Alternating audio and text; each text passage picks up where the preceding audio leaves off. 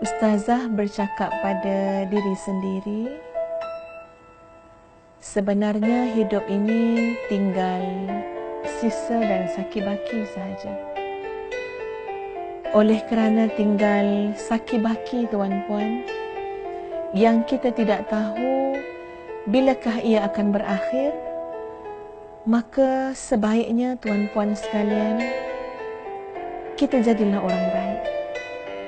Kita jadilah orang yang bahagia dan membahagiakan. Kita jadilah orang ceria dan menceriakan.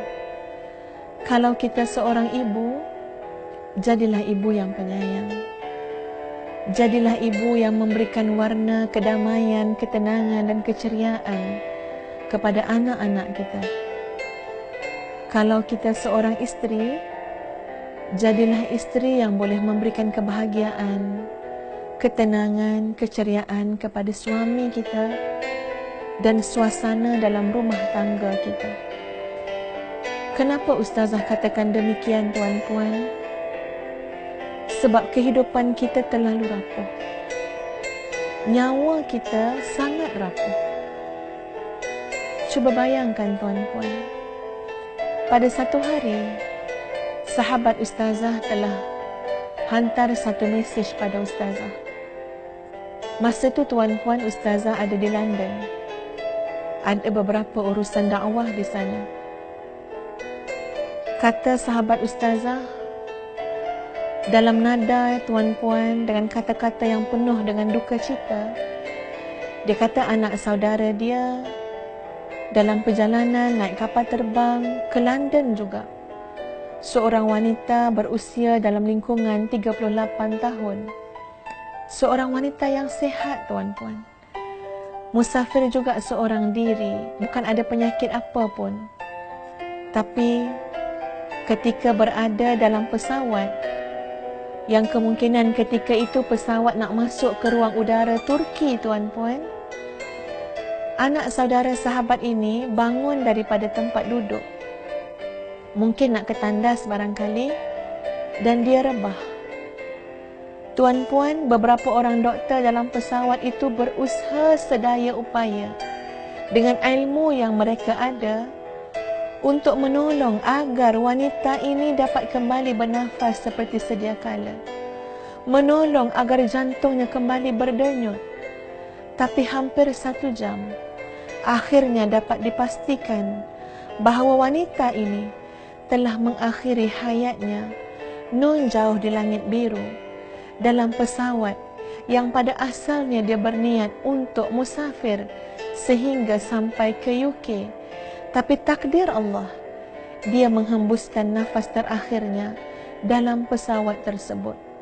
Maka pilot minta keizinan daripada lapangan terbang Istanbul untuk menurunkan jenazah itu.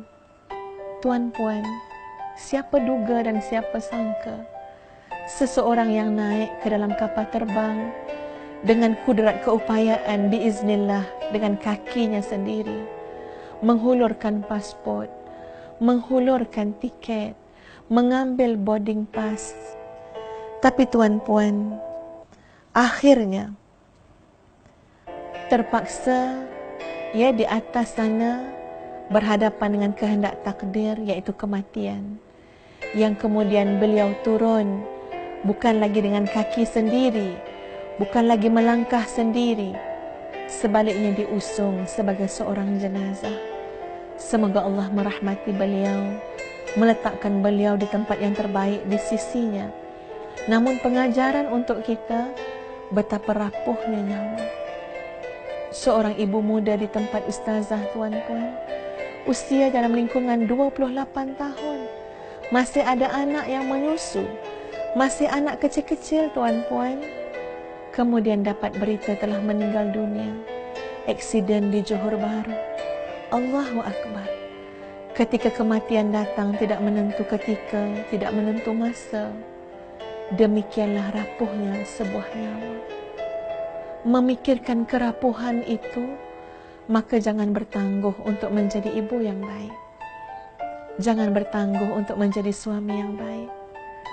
Jangan bertangguh untuk menjadi istri yang baik.